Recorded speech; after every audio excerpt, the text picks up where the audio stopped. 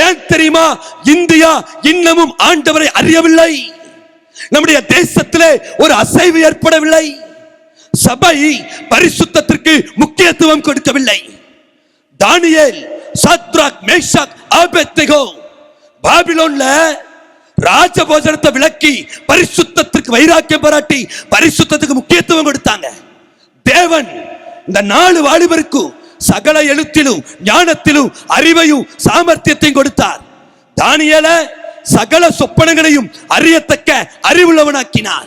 Nebuchadnezzar பார்க்கிறான், அவருடைய ராஜ்யத்தில் இருக்கிற ஜோசியர், சாஸ்திரிகள், குறி சொல்றவ இவனை எல்லாத்த விட இந்த 4 வாலிபர் 10 மடங்கு திறமையுள்ளவர்களா இருக்கிறார்கள். ஏன் தெரியுமா?